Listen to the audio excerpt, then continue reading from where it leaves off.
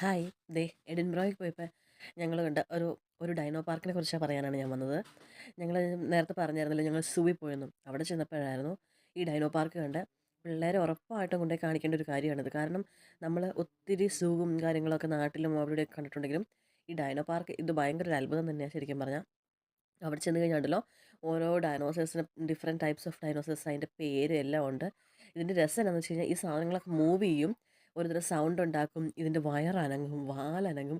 ശരിക്കും ഈ നമ്മൾ ശ്വാസമൊക്കെ എടുക്കും, നമ്മുടെ വയറനങ്ങില്ലേ ഓരോ ഇതിൻ്റെ അതുപോലെ ഇതിൻ്റെ ശ്വാസം എടുക്കുമ്പോഴും വിടുമ്പോഴൊക്കെ ഇതിൻ്റെ വയറനങ്ങുന്നതൊക്കെ നമുക്ക് ശരിക്കും കാണാവേ. പിള്ളേർക്ക് ഭയങ്കര ഇൻട്രസ്റ്റ് ആയിരുന്നു. പിള്ളേരെക്കാളും നമുക്കും ഭയങ്കര ക്യൂരിയോസിറ്റി ആയിരുന്നു ഓരോന്നൊക്കെ കാണാനായിട്ട്. പിള്ളേർക്കൊക്കെ ഇതിൻ്റെയൊക്കെ കുറേ നല്ല പേരറിയാം. കാർട്ടൂണിലും മറ്റും കണ്ട് ഇവർക്ക് ശരിക്കും ഇതിൻ്റെയൊക്കെ പേരറിയാം. നമ്മളൊക്കെ കൂടുതൽ പിള്ളേർക്ക് ഇതിനെക്കുറിച്ചൊക്കെ കാര്യങ്ങളൊക്കെ അറിയാം. അപ്പോൾ അവർക്കിത് നേരിട്ട് കണ്ടു കഴിഞ്ഞപ്പോൾ ഭയങ്കര ഇൻട്രസ്റ്റിംഗ് ആയിരുന്നു. ഞാൻ ഓർത്തു ദൈവമേ ഈ സാധനമൊക്കെ ശരിക്കും ജീവിച്ചിരിക്കുന്നുണ്ടായിരുന്നെങ്കിൽ നമ്മളൊക്കെ എന്തോ ചെയ്തേനെന്ന്. നമുക്കങ്ങനെ